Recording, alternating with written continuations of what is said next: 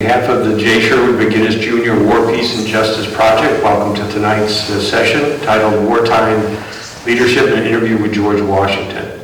As we all know, have come to know, that war comes at an incredible cost to both national treasure and especially blood and our veterans who serve our nation admirably and put the good fight to our adversaries.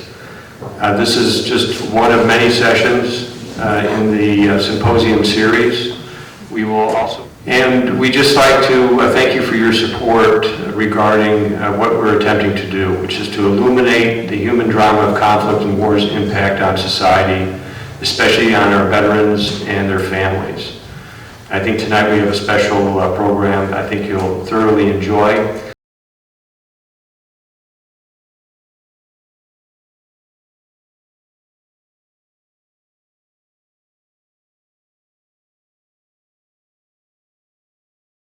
General Dubik is a retired Lieutenant General with over 37 years of active service and a former infantryman, paratrooper, and ranger.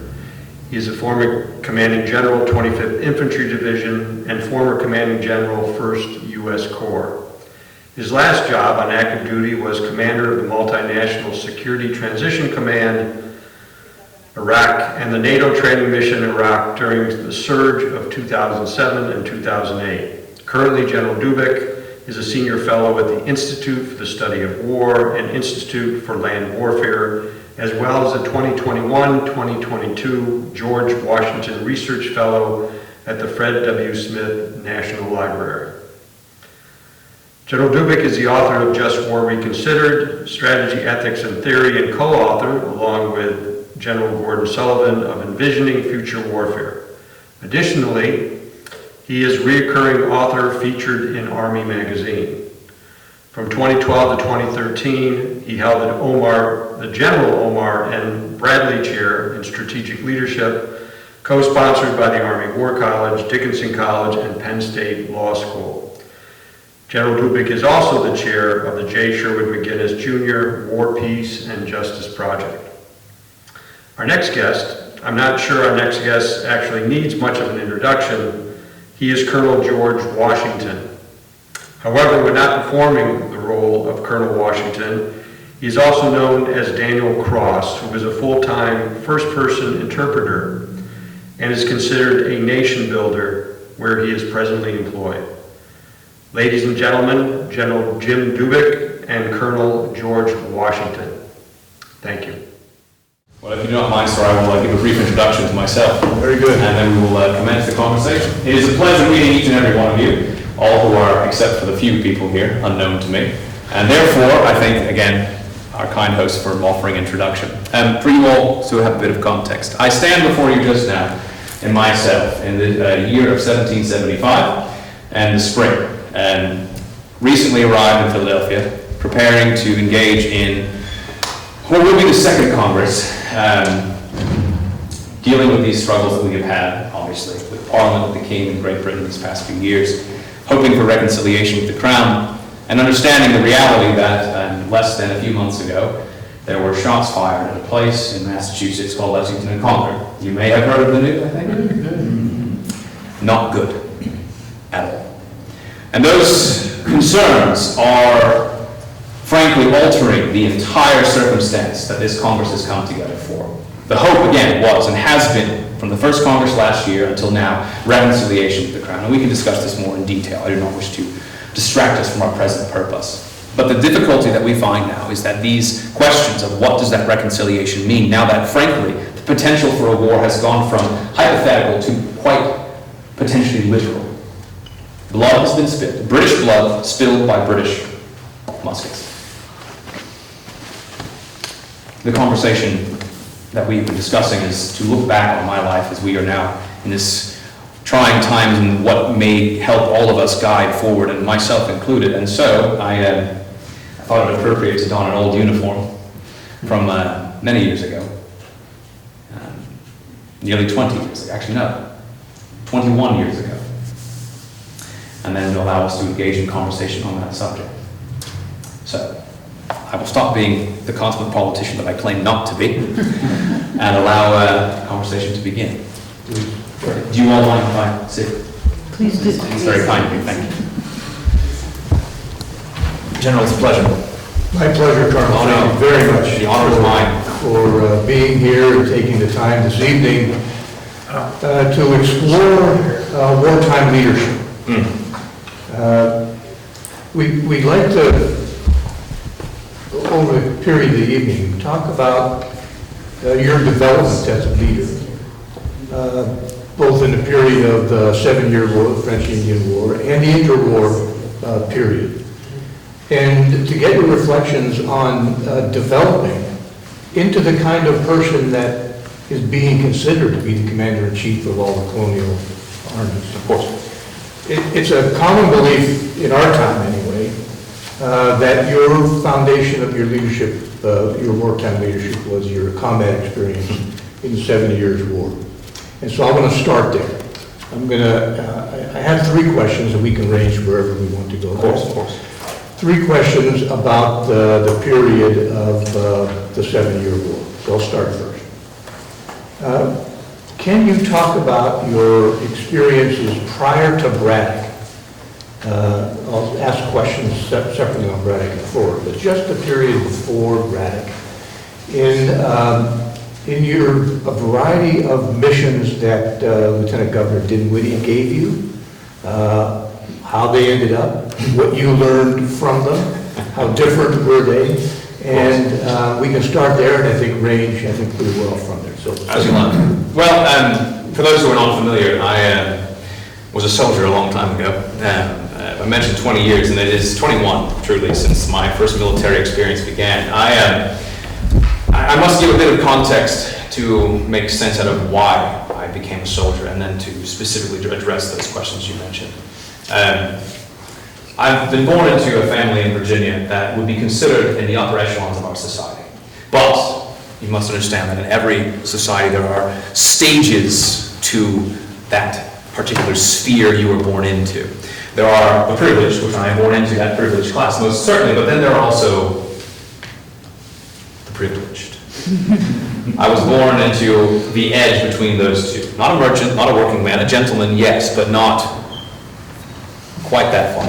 And also complicated by the fact that I was the 3rd son of my father, the eldest of my mother. So when he died, when I was 11 years old, so too died much of my potential future, specifically one who would guide me through life as a patron. Finances were difficult. My mother was raising myself and 4 younger siblings. And as you discuss this with me, I'm sure you will discover I am not the easiest person to always live with. So imagine me and 4 smaller versions, all in the same house, all under the age of 11 years old.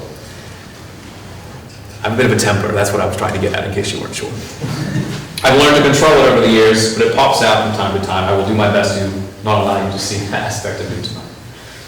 But that foundational loss in my life, and then the raising of myself by my mother, instilled in me these concepts of responsibility, a sense of obligation, duty, care for one's family first, one's country, Virginia, and one's king. We all knew who the king is in those days, King George II. Those 3 things guided me, and then my mother's assistants, other patrons who came alongside and assisted, etc., etc., etc. But to the point you mentioned, I became a soldier through these changes, the need to find advancement in my society. This idea of obligation and service is an essential aspect of everything that is done. You must find a way to elevate yourself and your family with them. And as the eldest son of my mother, but not of my father, despite the fact that my 2 elder half-brothers received the greater portion of the land and title, I still had an obligation to who? My family, my mother. I must find a way forward for them and for myself. Do not remove personal ambition from this equation. For what young person does not have ambition to better themselves, to make something of themselves? And so surveying first, measuring land for other people, and then to a soldier. My first mission, if you can call it that, officially, was to take messages to the French in the Ohio Valley. You all know where the Ohio Valley is, I take it. If not, we can talk about it later if you'd like. I should say, I grew up north of Venango. Oh, did you? Yes. How far to the Right on the lake, right on. So very close to Riviera LaBeouf then. Above. So you know the area very well. Yeah. So hopefully not a French sympathizer then. I'm not. Good. We won anyway, so it doesn't matter even if we won. But that was where I was going to go. So we traveled, and the intention was several parts. One, to tell the French to leave the Ohio Valley, for England claims it, France claims it, England is right. It's true, from my perspective at least. To meet with the local native peoples, the various leaders of that area. The half king, we refer to him as Tenagreson or Tenacherison, depending on the pronunciation. A representative from the Iroquois to the Mingo in the area. To speak with Monocatuca, sometimes known as Scarude, who was a representative to the Shawnee from the Iroquois in the area, as well as any other Indian headmen that we had alliance and treaty with. 2 parts. The third, gather as much information on the French and their positions and their troops and what on earth they might be doing as possible. And the fourth, also look at how good the land was and where we could build a fort to protect it and take as much for ourselves as possible. 4 reasons. I succeeded the most. I succeeded in the land part. We discovered that the forks of the Ohio, where the Monongahela, the Allegheny, and the Ohio come together, was an excellent place for a fortification. We unfortunately were not able to make good on that attempt, but we'll get to that momentarily. We were able to treat with the various Indian peoples. We were able to deliver messages to the French. I was able to determine that the ground out there was very, very successful and very, very good for planting soil, which we were hoping for, and then since then I have acquired a great deal of property in the Ohio Valley myself. But the object of my goal to determine the number of troops was successful, but also began a path forward that would prove to be one of conflict. We discovered that France was about to send a large expedition down from Fort Riviere-LaBeouf to attempt to take the forks of the Ohio that winter. So this is in 1753.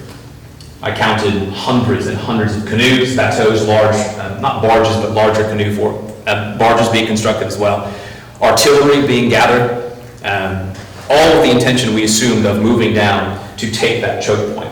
And of course, France wishes to have it so they can connect Canada with Louisiana, access to the great river, the Mississippi that runs through the continent, and we wish to have it so that they can't do that. And also, the trade with the native peoples is essential. Buckskins make up roughly 1/3 of the British economy. 10,000 skins out of Charleston every single day. Every day. So these treaties of alliance are essential.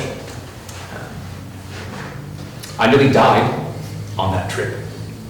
I learned the importance of tempering my youthful impetuosity. I was so insistent that we return from our conversation with the French, who were very polite, but refused to leave. And there was much wine involved. We found ourselves quickly returning, and the winter was coming on. It was late December, almost Christmas time. And I knew that if we waited, I feared that we would not be able to get ahead of the snows, and we might get stuck. Or perhaps French allied Indians would come against us.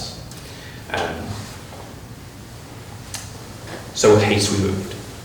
And eventually, the reality became that I began to leave more and more of my party behind because they were not moving fast enough for my liking.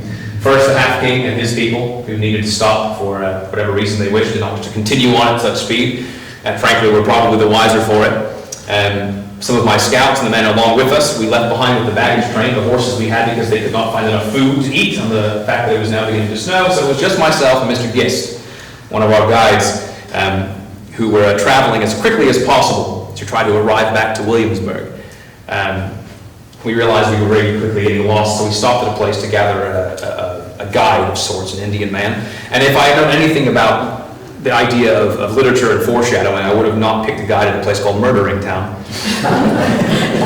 But I did, not being a student with no education. I did not realize the importance of avoiding such a place. And so a guide we took, who led us on a merry chase through the woods, lost many, many times, until finally he turned around, leveled his fowling piece at us, and attempted to take one of our heads off. Missed both of us. Gist leapt upon him, trying to kill him. I prevented him from doing so, fearing that if we killed him, blood law would be enacted and his family would be forced to chase us down and take recompense upon us or any other unsuspecting Englishman they could find. So we let him go.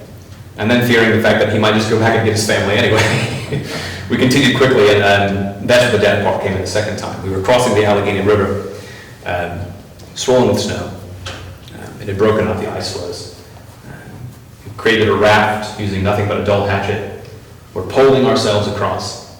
And the opportunity came for me to fix all of the mistakes that I had made. Like a sound from heaven. And I saw that a large ice floe had smashed into the raft. And so I, with my great Herculean strength, stood as tall as I could with a large pole in my hand we were using to push across. And I dug the pole over the base of the river, hoping to stop myself, the raft, the river, the ice floe, and Mr. Gist all at the same time. And would you know it, I was wildly unsuccessful. I was thrown into the water. By some miracle, I'm still not sure how, my arm caught a hold of the side between myself and I believe Mr. Gist, although I denied it at the time, climbed up on top of it. I'm older now, I can expect it. And got stuck in the middle of the river overnight. To give you an idea of how cold it was, by the next morning, the river had frozen over again completely. And we crawled across on hand and foot. His fingers and toes all frostbitten. By some miracle, I was a larger man. I had not succumbed to that particular problem. And it brought me to one very important reality. One's never should cross frozen rivers at Christmas. Still have not yet figured out how that's going to apply in the future. But that is my circumstance. And then another important piece of that mission, which I think is often overlooked. I learned the importance of Indian alliance. Because, as I was traveling from the Allegheny, I received a message. I told you of the Half-King in Monopotuka. I told you of these headmen we were supposed to engage and improve our treaty. I received a message from a woman we called Queen Ayuquippa, a Delaware woman. I did not know this until that moment, but many of these eastern woodland peoples are matrilineal. The men do not engage in treaty without the women's approval. So she sent a message to us saying, you came to treat with those you have alliance with. Why did you neglect to speak to me? Mr. Gist with me assured me that it would be very wise to immediately stop our progress, turn about, and go back to her home. So we did. And we gave what little gifts I had left. Some cloth, I believe it was wool, which was very highly prized. I had a small string of wampum, which was given as well, a token of friendship. I had several shirts, which were given, and my personal prized possession, a bottle of French brandy that the officers there had given to me. You can decide which gift was the most preferred. And in those moments, I understood this importance of these alliances. I did not understand the fullness of it, but the beginnings of it. And then, of course, the second true mission was that of Fort Necessity. Well, and you come back from the first mission. Mm-hmm. Short turnaround. Very good. The Governor Dinwiddie was not really interested in your recovery at all. He sent you off on a second mission. Mm-hmm. Within 3 months. Yes. And I was the follow-up of the second part of that. So initially, so my report comes back, it's published and sent out. If I had known that they were publishing it, I would have done a better job writing it and keeping better notes. But they published it, it's spread across the British Empire. Journal of I think it's a journal of Over the Mountains or something along those lines. It's been 20 years. An expedition is mounted. Governor Dinwiddie, Lieutenant Governor Dinwiddie, sent troops, sent men to the forks of the Ohio to begin construction of a fort there. I was ordered to begin rounding up troops, enlisting men to form a regiment of sorts to go and support the construction of that fort at the forks of the Ohio. By the time I had rounded up enough men, which took altogether too long, myself and then my commanding officer, Colonel Fry, the fort had begun being constructed by a man named William Trent, and unfortunately, the French got there before we did. And so the French arrived, and we were reported initially 1,000 troops. Ended up being closer to 700 or so. But they arrived with Royal French artillery, with these large canoes we spoke of. This is, I believe, in early March. I was still trying to march that direction. And this circumstance effectively began this conflict that broke from And the French informed the small 30-man garrison, who was still in an unfinished Fort would be kind, stockaded palisade, that if they did not leave, they would be killed. This was His Majesty the King of France's territory. The half-king was present. He had treaty with us for the construction of this fort. And he said to the French officer that this was ours. This was built at my insistence. And became so incensed by the French officer's anger or his rejection of it that he almost leapt upon him. Was prevented from doing so by others around. Part of his anger is because earlier that year, a French officer named Michel Pepin de la Force, I do not speak French, I apologize, I butchered the pronunciation, I'm sure, who was a highly influential man in the region, had threatened the half-king, Montecatook as well, and their families, that if they did not return once again to French control and alliance, they and their families would be killed within 30 days. This is in February, or late February. So too were their brothers, the English. So when he is incensed at the French coming and destroying this fort that he himself had been engaged in alliance and treaty with, as we spoke of treaty before, this was another personal affront. So he left, the men left, the French began building Fort Duquesne, the thorn in our side for the next 5 years. I'd arrived at Great Meadows. We were supposed to build a fort, a stockade really at Redstone Creek, to then bring supplies north to the fort that was going to be constructed at the Ohio Forks. We knew that we could not see the French. I had 150 troops with me. Reinforcements were weeks away. I had no idea how many men that Colonel Fry had brought together. He was waiting for New York, North Carolina, and South Carolina independent companies, British troops that stationed to defend against France and Spain to come to our aid. South Carolina finally arrived. North Carolina and New York took a bit longer, and half of them showed up without guns. Very helpful. And so we had to decide what to do. I received a message from our ally, the half-king, and my orders were clear: to defend our area, but not to engage in attack unless threatened, but to protect our allies.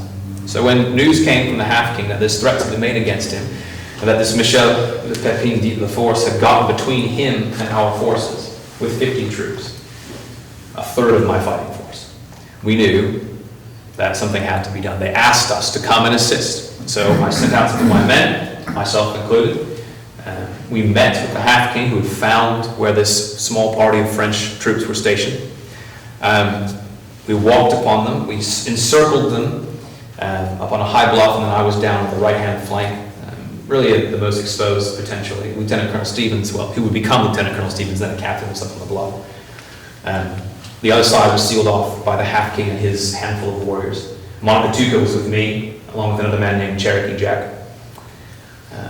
The French saw me, leapt to their guns, and I fired my musket as a signal to my men to start. Lasted maybe 10 minutes. Captured most of the French, few killed. I had 3 men lost, 2 wounded, 1 killed. He was killed by his own troops. He was too far in front of our line.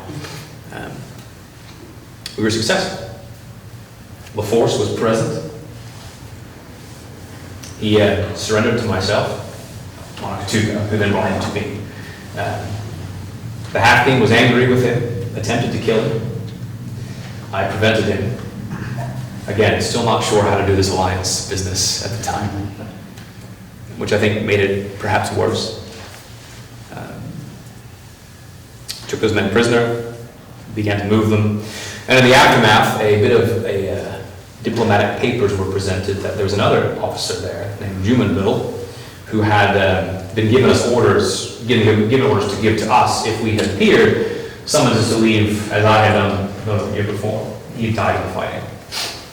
And that's the story I'm going to stick with.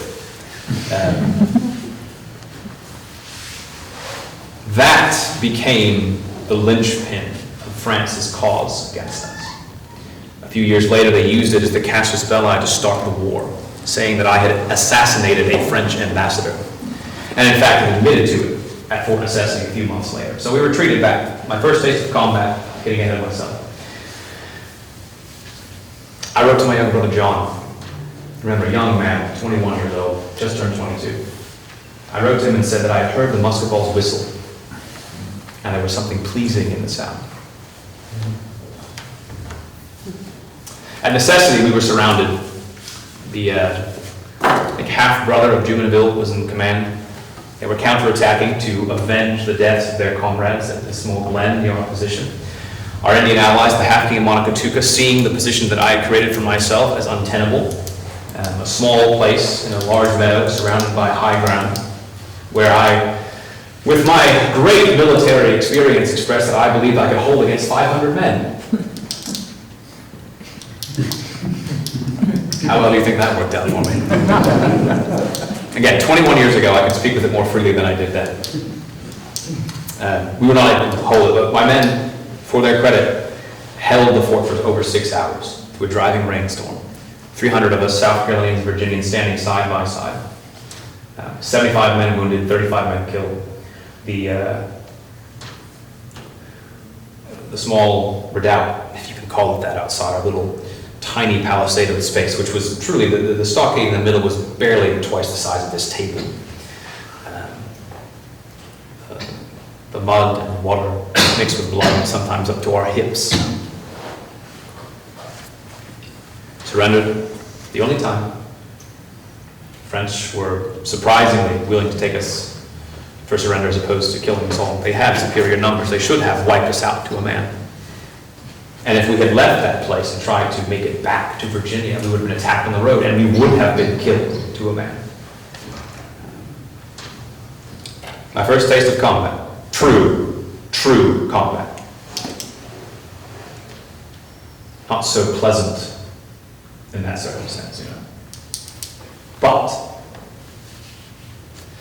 we survived, and by the end of the year, I resigned my commission. Yeah.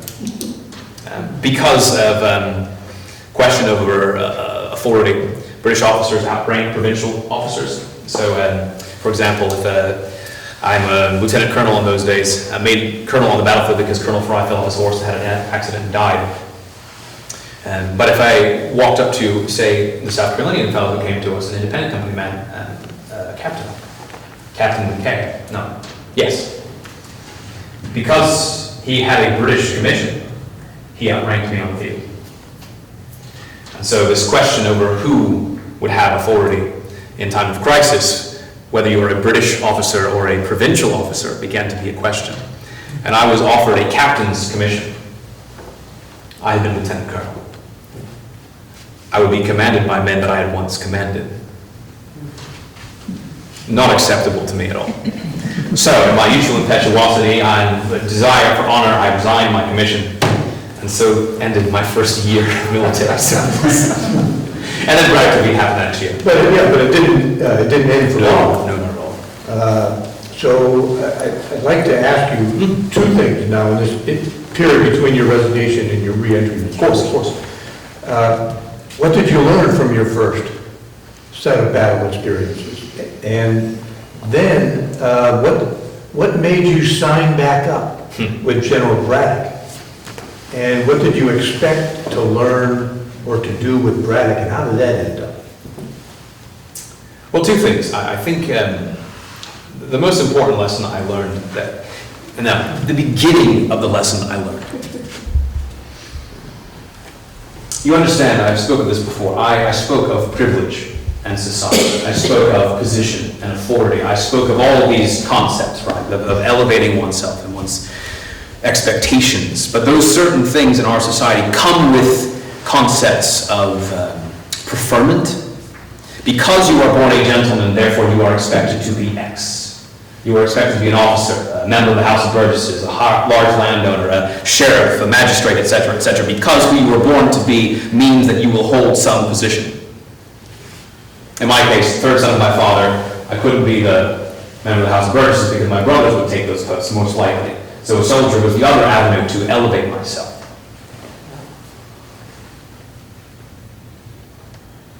Youthful ambition, tempered by experience. Musket balls whistling being charming. The reality of death and destruction for necessity. But more importantly, a concept that would not really define itself for another 2 years after Braddock, but it began its inception there. And what I point to is necessity. There were, I mentioned, South Carolinians who fought alongside us. The South Carolinians were men of independent company, many who had served His Majesty before, commissioned by the King, soldiers who I hoped to be like one day, the hope to obtain regular commission in the British Army. Among those men I was serving with, other men, Virginia, men born to privilege, men born to leadership, men born to expectation because of who their fathers were and who they were born to be, who their mothers were, etc. Men like George Muse, my major at the time. And I watched as George Muse, a man who had served against the Spanish at Cartagena, a man expected to serve, to be good at his position. Why? Because he was born to it. The moment the French arrived, we marched out, the South Carolinians and us. Muse was in command of one company, the South Carolinians in command of the other. Marched out. The French fired a volley, and Muse left his men in the field and ran back to the fort we constructed, where he hid for the next 6.5 hours. A man born to lead. A man educated to lead. A man who received more education than I had. Expected to carry that obligation of service. Meanwhile, the South Carolinians slowly retreated back to our position, abandoned, exposed, and took up, would you have it, not the most protected spot, the most experienced soldiers. They stood at the most weak point of our line. And their lieutenant, a man named Mercier, a man, I do not know much about him, except for his name, a simple lieutenant, commissioned from South Carolina. And believe you me, Virginians have a very high opinion of South Carolinians. Frankly, Virginians don't have a high opinion of anybody who's not from Virginia. And he stood next to his men, and he urged them to fight. Not for king and country, no. For those around him. Wounded, did he return to the small stockaded fort some 15 feet behind him where Mr. Muse was still cowering and skulking like a dog? No. He still stood, exposed to all the enemy's fire, urging the men to stand, fight on, boys. Screw on your bayonets and sell your lives to the last if necessary. Make such an end. Until a second wound crippled him. Carried by 2 of his soldiers back to that palisade, all the while silent? No. Screaming? Urging his men to stand. Until a third musket ball took his life. Thus began the beginning of the lesson of what leadership looks like. And how did that learning expand once you accepted a position on Braddock's staff? A great deal. General Braddock came the next year, 55, to lead an expedition to take Fort Duquesne from the French, to do what I had failed to do the year before. This time with many more troops. Admittedly, he had a larger... He did. Sure, he had nearly 3,000 troops, I had 300, so we will not pull it over a zero, shall we? But, and this is going to sound horrific, but there was castigation that came after Fort Necessity. Failure. And this is not to speak well of this, but it is a reality that after Braddock's defeat, when he failed to do the same thing with 10 times as many, suddenly this year before did not look nearly so bad. And that is not something I say with pride, but it's a simple reality. So what did I learn from General Braddock? I was not a soldier. I did not re-enlist. I was invited with careful suggestion on my part. I made myself available to the good general and expressed an interest in perhaps serving alongside his military family. Again, for the same reason. Ambition, yes. Service to one's family, country, king. All these concepts still embedded because I must find a way forward. Here has come a general of great distinction, who I may have the opportunity of presenting myself to and serving if he will take me. A young, wet behind the ears, lieutenant colonel formerly, but now resigned, retired, if you will, at the age of 22 from military service, who would stand and learn from this great man. The rugged shoulders and the elbows of men who served against the Jacobites, men who fought against the Prussians in the late war, men who fought against the Spanish, men who fought in India, men who have fought across the known world, and to learn and hopefully obtain a King's Commission. And so, as General Braddock came, he was kind enough to offer to have me join his military family. And I found myself amongst, I do not say my peers, for that would imply equality, but I was a provincial officer, formally. It may have been worse for me if I was actually still a provincial officer. But what General Braddock brought was discipline, rigid discipline.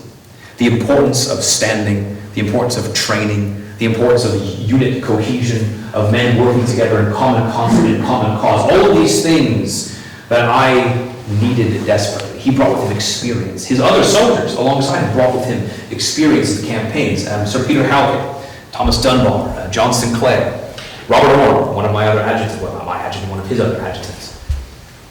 And so the opportunity to effectively be nothing more than an errand runner for the general provided this opportunity for all of these connections and these concepts of leadership to look in a man of influence and position and find the good and, frankly, the ill in that man's life. And there was plenty of both. General Braddock is a man who I will always remember as being strong in friendship and even stronger in enmity. Both vice and virtue equally on display at all times. He felt everything very strongly. But what I learned from him was how to create an army, how to train an army, what to expect from, as I eventually would term them, the wastrels and vagabonds of Virginia society who would make up our regiment. Men from mean birth, men with nothing, but not even clothes upon their back, some of them. The Jack Tars of the British Empire.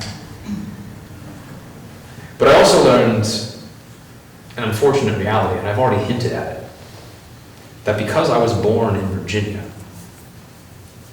I would never be expected to be equal to an English-born officer. Because I was not born with English blood, just Virginian blood, I was a second-class soldier. I wrote at one point, and I talked to General Braddock on this, we had several conversations on this very point. Do not all of us bleed the same color? Have not Virginians been engaged in this specific fight for over a year to this point? So those lessons of running an army, maintaining an army, and frankly, then how not to engage in combat. For Braddock's defeat was a horrific catastrophe. Of the roughly 1,200 men on the field, 1,000 of them were killed or wounded. 450 killed, 550 or so wounded. And if you know anything of battlefield statistics, that is bad numbers. Your wounded should always be about twice that, thereabouts, of those killed. Well, I'm sure we can discuss the more details of that if you wish, but those lessons of what to do and what not to do were confounded, compiled at those times. Those are obviously very important lessons in tactical leadership and developing organizations, developing units. But Braddock had a very large force that required management. Yes. That required sustained logistics as he moved down what we now call Braddock's Road. Still there. Creating Braddock's Road. And so the lessons about how to fight were one set of lessons. But the other set of lessons of how to lead and how to manage are a second set of lessons that I'd like to ask you to reflect upon. Of course, and those are infinitely tied together. You know, the combat experience is one circumstance, but we had to cut a road 12 feet wide in most places from effectively Winchester all the way over the Laurel Highlands, past Great Meadows where Fort Necessity, well, the rotting remains of Fort Necessity were, down the Laurel, find a valley out, and then all the way up to the Monongahela, cross over Turtle Creek, get stopped by a ridge, cross back over again, and then up to the high point, the Indian Trail that went along the ridge top to where Fort Duquesne was. That's hundreds of miles of road through virgin forest, uncut, Some places, actually many places, the canopy was so thick you could not see sunlight hit the ground. A squirrel could travel from Winchester to Fort Duquesne without touching the ground if it ever wished. Places like, then called it the shadow of death, spruce forest, mile upon mile, where there were no sound except the chunk of axes echoing back and forth. It was not just a matter of logistics of movement of troops and food that a wagon train brought with it. Frankly, the problems of a wagon train. So we were cutting the road, and think of the logistics of needing to understand this and things that I learned in this process. This road is 12 feet wide, which is wide enough basically for 2 cars to move. But then they had to cut the tree stumps just high enough to the ground so that the wagon axles could pass over. Not even removing the stumps, but then of course you must have a path for those wagons, so then making sure that you could have that road wind just enough to make sure you could move around them, or if necessary, cutting holes through those stumps. All these pieces combined together, watching British troops work on these roads, and the efficiency with which they did. We had a contingent of naval men with us, using block and tackle to help drag cannons up 45 and 50 degree angle mountains. The amount of troops involved, Royal Artillery, not Royal Artillery, but artillery, British Grenadiers, the best troops that we had to offer, Virginians, New Yorkers, some Pennsylvanians, the two regiments of British troops that were there, all these individuals, all working together in concert, all brought together by Braddock and his staff. John Sinclair, our quartermaster, which is as if to reduce him to such a position, a man who served against alongside the Germans, the Prussians, a hussar. He had a hussar's uniform. And even to that point, the necessity of just the number of wagons necessary to move these things. Hundreds and hundreds of wagons. And believe me, the native German speakers of Pennsylvania were not very willing to give up those wagons. We enlisted the aid, well, I did not. General Braddock enlisted the aid of one, you all know him now, Benjamin Franklin. You all know Franklin, that strange and unique man of Pennsylvania, right? He sent out pamphlets to all the surrounding towns and villages asking for wagons. Of course, they'd be paid for the wagons, eventually. Asking for wagons from the native German speakers. But in them he included, he said, however, because they'd heard of John Sinclair arriving as hussar, right? And the hussars are as the worst creature that hides under your bed to the German peoples. They're terrifying in every capacity. And so when some of the pamphlets he wrote that if he did not receive enough wagons, then he could not guarantee that the hussar would not come looking for them. And would you know it, wagon after wagon became coming forth to our aid. It was a miracle, really. I wish there was a story like that in Virginia, because we always needed wagons and horses. But those little things, hundreds of wagons, and then not even to include the movement of troops, the cutting of a road, the proper laying out of an army as it cut a road. Grenadiers at the front, the workers in the middle, the Virginia, mostly Virginia and Pennsylvanians and New Yorkers.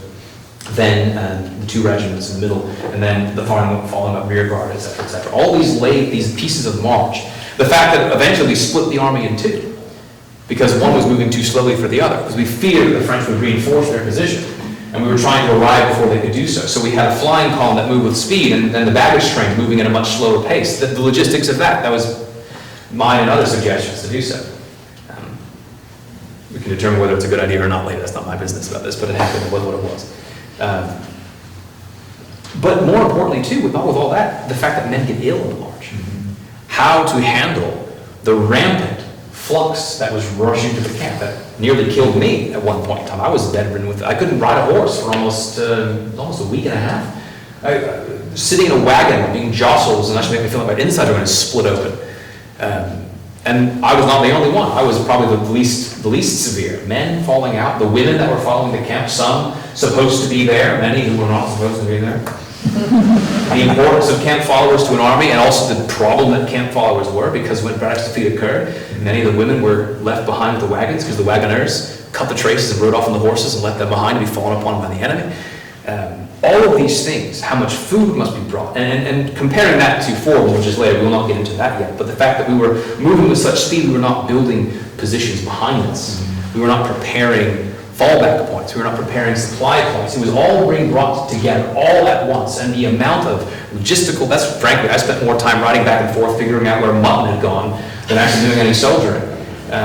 But the scale of the financial, the liturgical is not the right word, but the food necessary, all these pieces, the weapons, ammunition, the cleaning of the muskets as it was raining or it was getting muddy, and how to keep the path clear even though we're cutting a fork, boggle the mind. And Braddock did it all. A great education. A phenomenal education. One you cannot learn from a book. I tried that too. But it did stand well. No, it did not end well at all. And you rode, you'll be too humble, so I'll kind of force you to talk about this part. That's kind of you to say. You rode in a sickened state. Yes. Toward the end of the campaign, during the ambush on the Monongahela, and salvaged the withdrawal.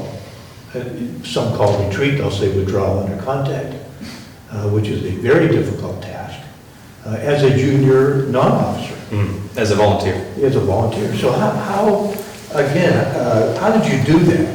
And then once you came back, what were your aggregate kind of lessons now that you have learned that would be building a more solid foundation than from your earlier experiences?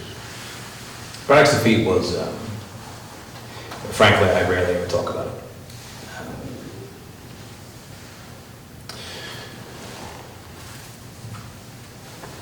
I readily admit that my behavior at the field was praised by gazettes, by newspapers, by other people, etc. Frankly, I have always struggled with that concept, for I know other men who fought just as well. How did we bring us off the field? The same tenacity that I spoke of in that fellow Mercier, for necessity, was how we survived that field. You all know this name now because of who is in command at Boston, the command of our British troops in Boston just now. General Thomas Gage. Name sound familiar to you? Mm-hmm. Well, in those days, he was Lieutenant Colonel Thomas Gage, and he was in charge of the Grenadiers at the vanguard of our conflict, the first contact with the enemy. And frankly, they effectively held their ground for the entire conflict. 60-some odd, 80-odd men out by themselves, exposed as the rest of the army fell and collapsed amongst themselves. Gage is a man that I hold up as an example. Why? Because of being an officer. He stood, wounded I think 2 times, 3 or 4 short horses shot from underneath him, urging his men to stand and fight, holding that front together, even while his men were terrified of what would happen to them if they were captured by the enemy. Men like him, John Sinclair, Thomas Wagner, who unfortunately died in the battle, his story was related to me later. He was a Virginian officer who had been with us at Fort Necessity.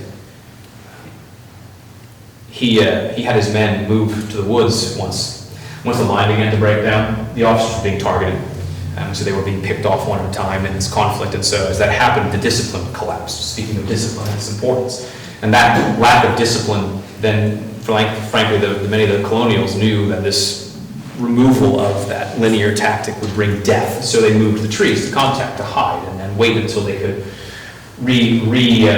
reform the lines.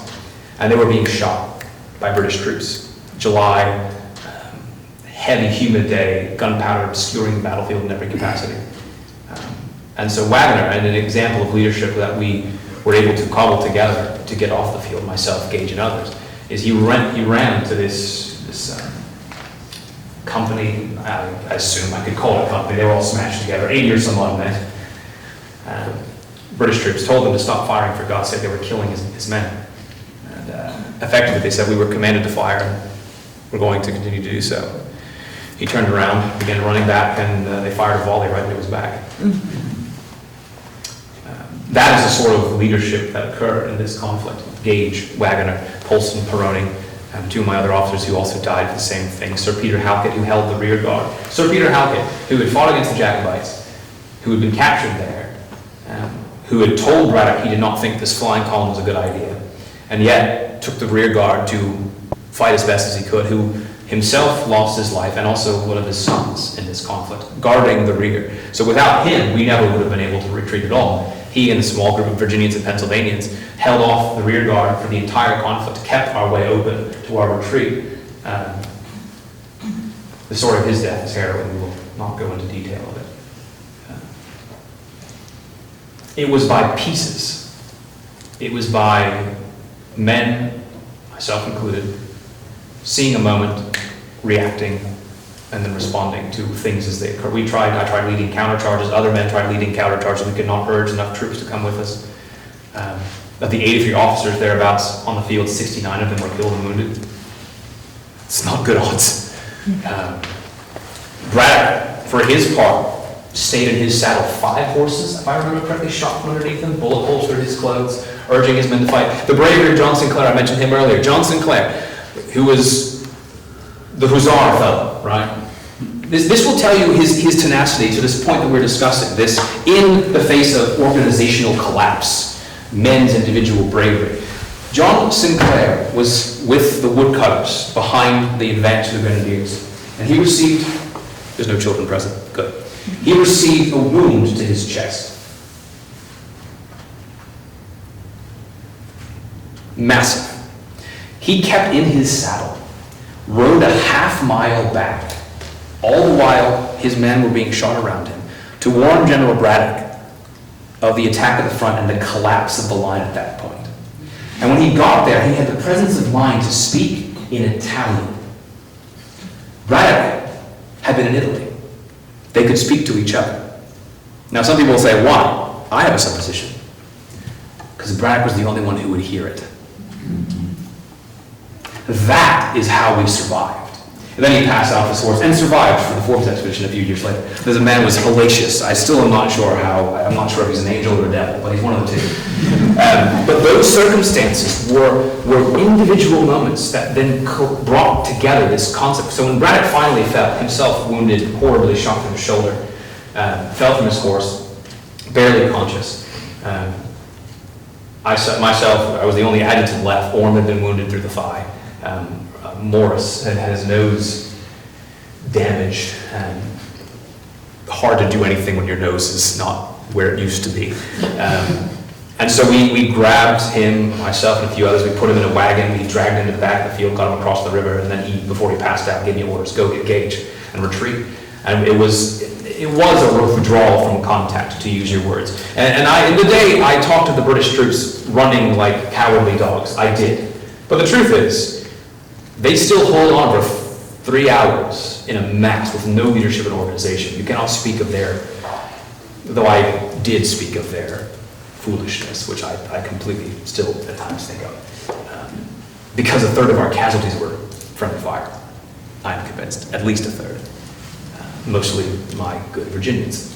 We had one company of Virginians under Polson was killed except for 3 men.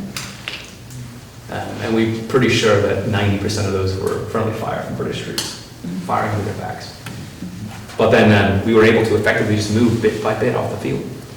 Gage and myself and others, we managed to slowly retreat, bit at a time, inch by inch, so that those who were wounded could be escaped. And frankly, we didn't get most. Most wounded were left behind. The wagon train, I told you that before. If it hadn't been for the wagon train being left behind, we could have been destroyed to a man. So it was individual acts, I think, for the best way I can combine it, because the discipline had broken down, all sense of organizational structure had broken down, except in pockets here and there. And if it had not been for the acts of men like Sinclair and Gage and Halkett and others, then we would have been completely destroyed. So you're being considered now to command forces of all colonies. And it's obvious that to this point in your experience, you've had fighting experience, leadership at small unit level, experience with the death that surrounds combat and necessarily comes with war. You've had experience with organizing large efforts, helping organize large efforts on the logistics and managerial front. but you had one more experience with Forbes. Mhm. And from that experience, I'd like to ask you about councils of war and how Forbes made decisions. Councils of war nowadays are kind of a foreign concept, Mhm. but the idea is not. And so I wondered if you would talk about how you learned about councils of war and their utility. Well, I learned of them in 3 places, and the importance cannot be overstated. Braddock engaged in them, didn't always listen, but engaged in them. Peter Halkett was a proponent of them. Between Braddock and Forbes, I began to try to follow that same pattern. Braddock was in 55, Forbes was in 58. There's an entire period of war, which we can discuss more in the future if you wish, about the defense of Virginia's backcountry, where we had no food, no weapons, very few men, desertion rates were horrific, militia in those days were entirely incompetent. Our government was collapsing, had no understanding of running an army. I did not understand running an army except from my previous experience. Our Indian allies were being abandoned. The Cherokee and Catawba came forward to fight, and many died alongside us, and their treaties were broached, and eventually leading to the Cherokee turning against us because of breach of treaty, and breach of treaty is an act of war. All of these concepts, and during that period, I realized the problem that I had, which is I had very little experience. Which is horrifying to think that one of the most experienced soldiers of Virginia was a 23-year-old who'd been in 2 pitched battles. But that's the reality. Myself and the men who survived those 2 conflicts were the most experienced soldiers Virginia had to offer. And so I turned to the men who had served and survived necessity in Braddock's defeat, Lieutenant Colonel Stevens, Andrew Lewis, George Mercer, Bolin, and others. Thomas Stepp, a man who was often overlooked, one of the Nottoway from Virginia, a subject nation of His Majesty the King, an Indian fellow who, between him and his 15 warriors, provided the best troops that we had, but also advised me in bringing in alliance with the Catawba and the Cherokee, the Tuscarora, the Wyandotte, the Miami, and others. Without him and his influence in these conversations, Robert Stewart, a light horse, all of these men came around to these conversations, and we would discuss what to do about certain things. We discussed how to handle Fort Cumberland in Maryland. It was so far out, Maryland moved its defenses back dozens of miles. And it was effectively exposed, but it was a fort built by King's money and therefore must be defended, and Virginia were the ones defending it. It took up a third of my force at that point. It was over 100 miles away from any settlement, well, 50 miles away from any settlement. It was isolated. It was so horribly positioned that what would happen is the Indians and the French who were coming to attack would just walk around it and go and attack and then come back and walk around in the other direction. It was that horribly exposed. So think if it had ever been, if a cannon were ever brought against it, if you ever go to Cumberland, sometime Cumberland, Maryland, you will see that where the fort is, it's now degraded. But it sits on a hill, but all the hills surrounding it are taller.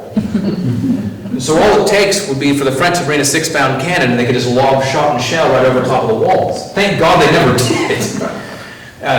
But we were debating, I was a proponent from 56 all the way through that we would abandon the fort. We needed to leave it because it was so far away we could not operationally support it. Weapons, food, ammunition, none of it. Families were being attacked in full security all along the Capon River. It was a horrific, I determined, a horrific position. But the governor, Dinwiddie, and this was one of the beginnings of our problems, fundamentally said we must defend it because he was the one who built it on behalf of the king, etc., etc., etc. And so my men and officers, we sat down and we tried for 2 years to abandon that bloody place. It was just, all the worst things that could happened at Fort Cumberland. I refused to go there for almost a year because we had an officer of Maryland who was claiming, it was a captain who had a King's Commission who claimed to be in command of anybody who came there. And I was afraid if I went there, he would claim to have authority over me. So I avoided going for almost a year. Eventually we got that sorted out and he left, so it worked out very well. Then he came back, but we'd already figured it out, so there's no problem there. Dagworthy, what a name, what a human evilist. There's the temper. 20 years ago, and I still feel like it was yesterday. Don't ask me about George Muse, I won't talk about him well either.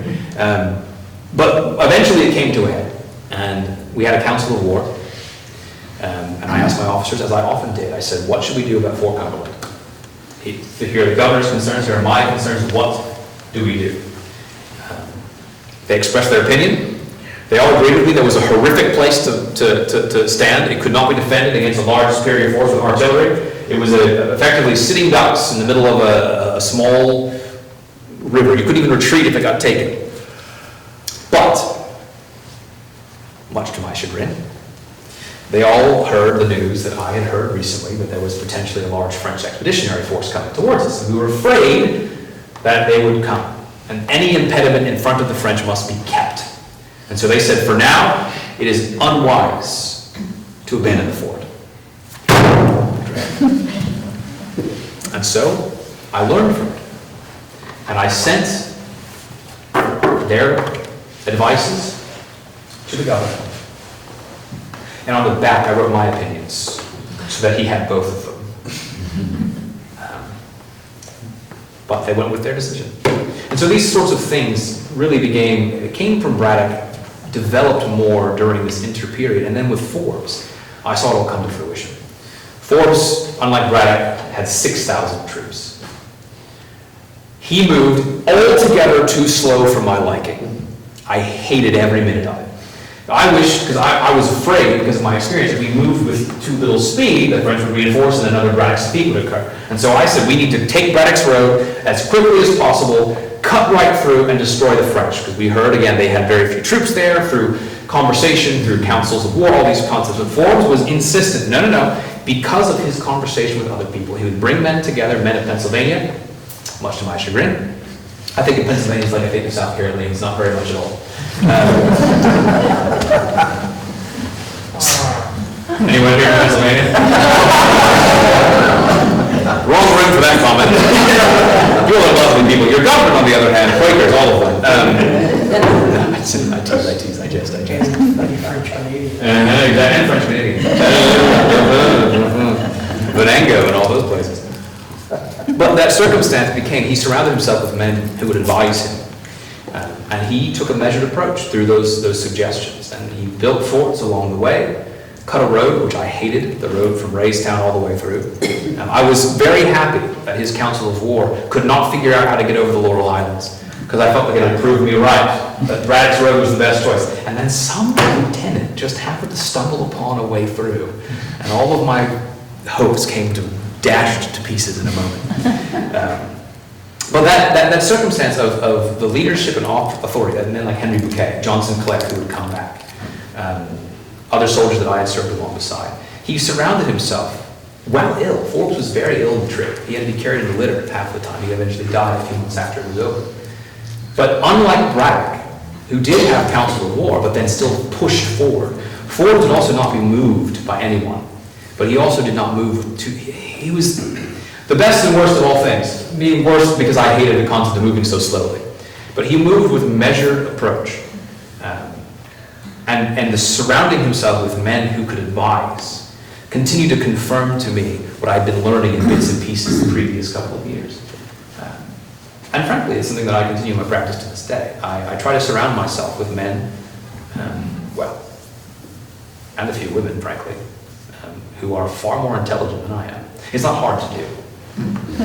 I lack much education, but I find in that concept of counselors is balance, is multiplicity of idea, is solution to problem.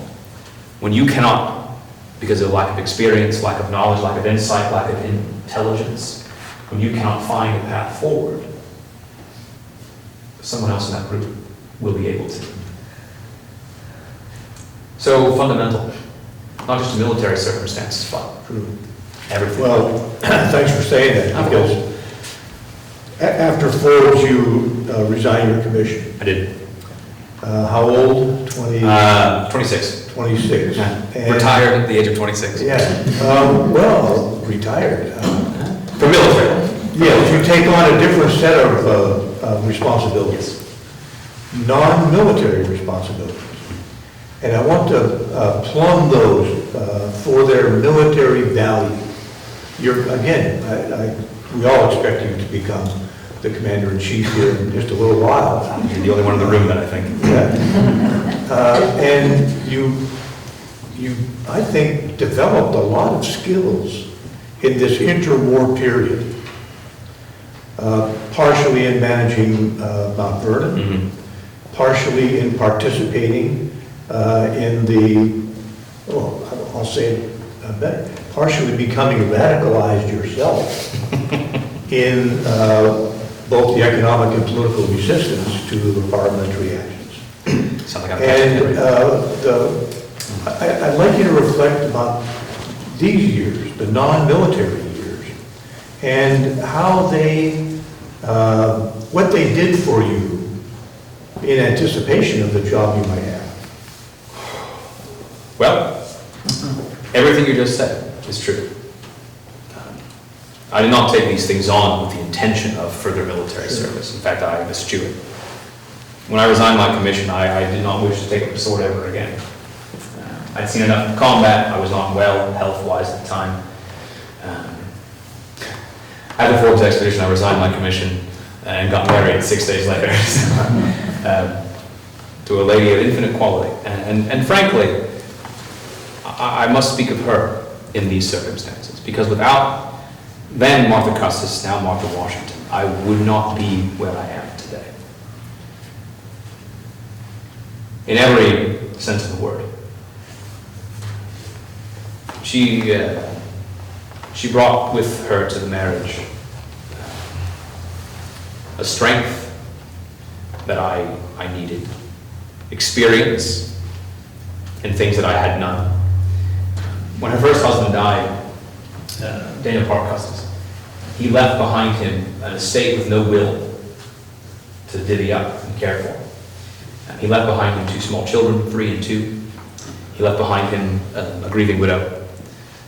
But a woman, a lady, I should qualify, a lady who immediately upon his death became the administratrix of the entirety of the Custis estate.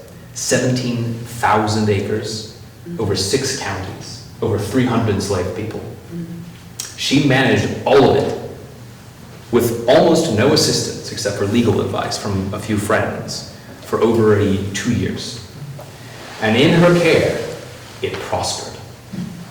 During a war and a drought that had lasted for over 4 years, that is the sort of woman that Mrs. Washington is.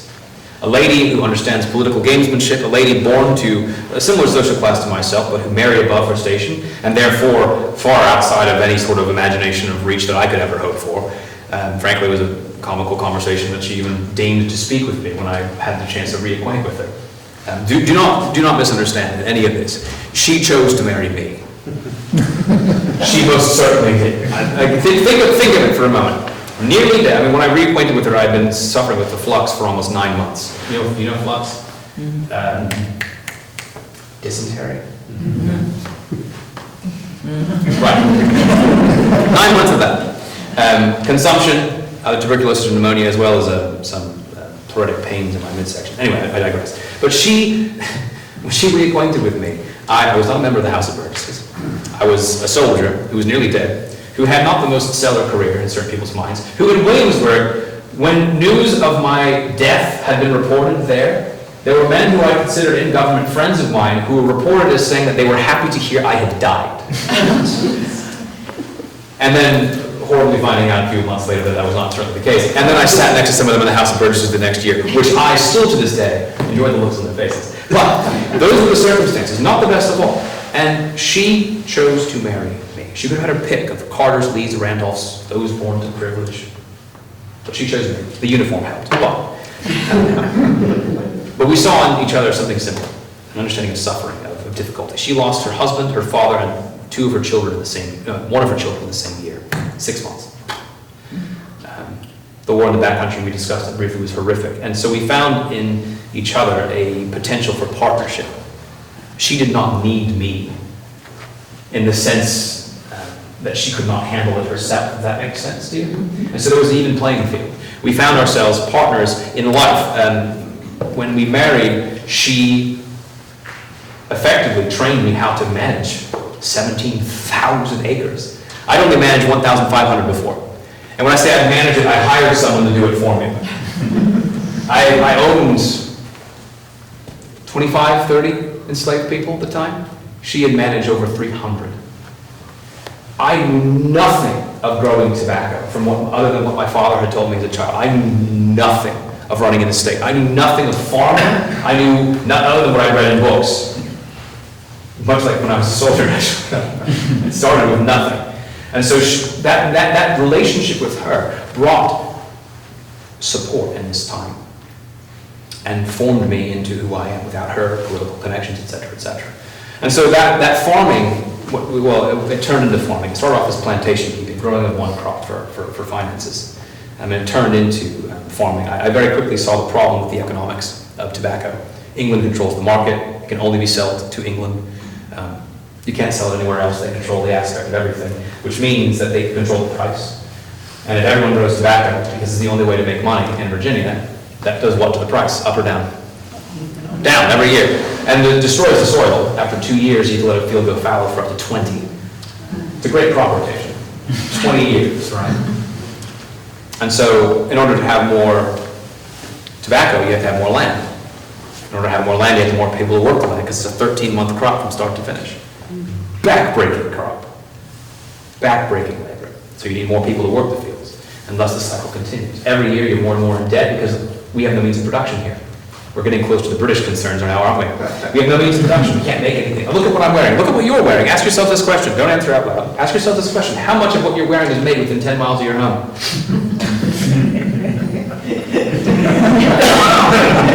No comment. The same thing is true for me. The only thing that could be arguably made here are the buckskin breeches that I am wearing. And those weren't even made here. They were hunted here, sent to England, tanned, and then sold back to be made into breeches. Our tobacco that we grow here goes to England, is produced and sold back to us so we can actually smoke it or chew it or snort it. No means of production. So we order goods. And also, no gold and silver can be exported from Great Britain to here, so everything's based on credit. The entire economy based on imaginary currency, effectively. And so what happens every year you order goods from Great Britain, whether you are rich or poor. Every year, you owe them more money. You're more and more in debt. And so some way had to be found of economic balance. And so I shifted from tobacco to growing wheat, multiplicity of crops, wheat. I had a fishery, still do. And corn, sheep, development of wool production. And as I shifted from tobacco to wheat, suddenly I did not need the same enslaved labor force to do the tobacco work, but I had another problem, solving problems of organizational structure. I can only sell off people that I own. How many people do you remember I said I owned when I was married to Martha Custis? 300. No. She owned. But that's the distinction. I'm glad you bring it forward. I own 25 or 30. By that point, 70 or 80. She owned 300, except she did not own 300. Her children owned 300. They belonged to the Custis estate. My wife owns no one. But I was made guardian of her children, which means I was responsible for the care of that estate. Here's the difficulty. My people, her people, they marry amongst each other. They're not legally recognized marriages, of course, and the property cannot marry, but we recognize them because we thought it was worthwhile for the community, for morale, etc. So now that I no longer need the same amount of my people for wheat, but I cannot sell off Custis people, who do I have to get rid of? What have I done? What has happened? So if I sell off a Washington man who is married to a Custis woman with 8 children, they must stay here, and he must go there. So what does that do to morale?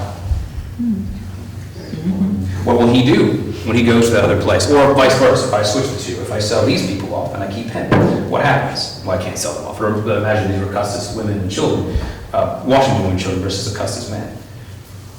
He might want to go see them. Now, morale.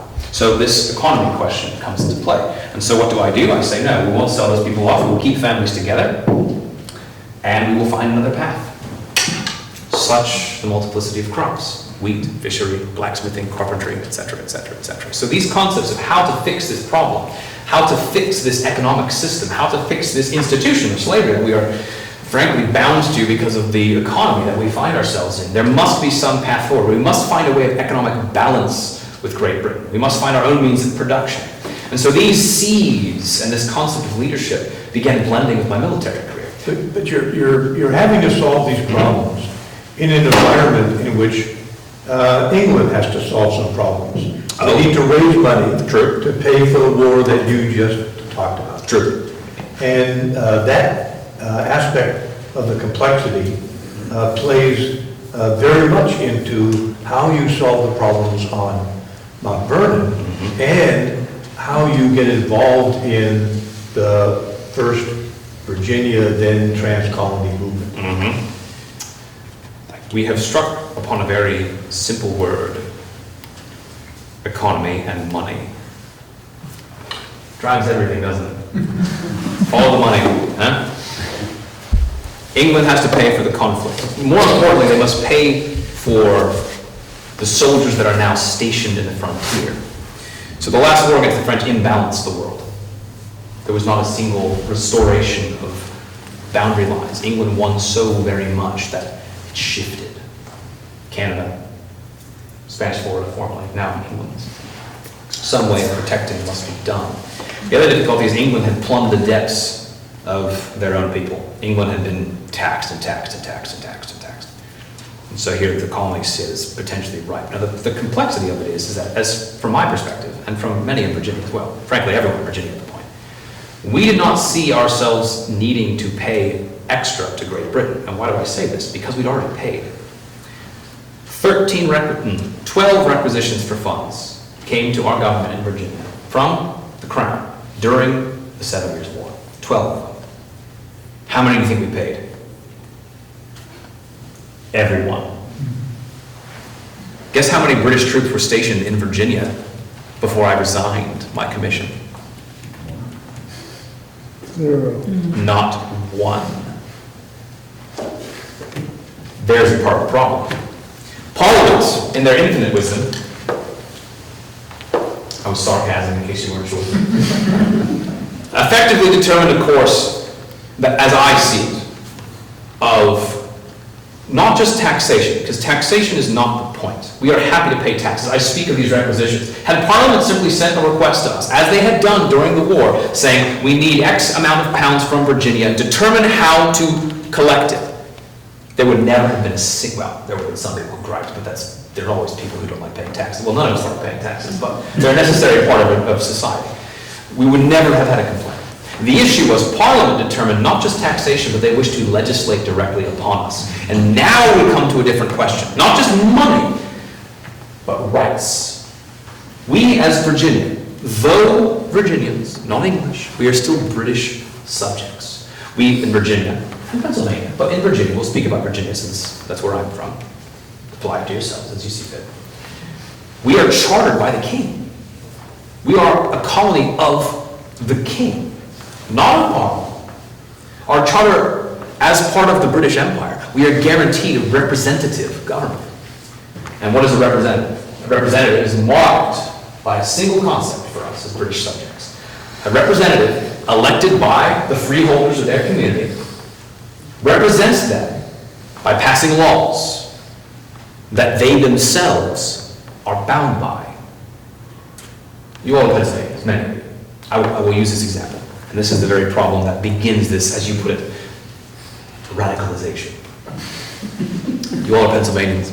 Imagine Virginia determined that we very much need money in Virginia.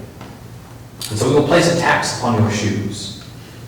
Every pair of shoes you have in your home, there must be we'll say an exorbitant amount, we'll say a shilling, for every pair of shoes you have. Now, would that be a legal or an illegal tax?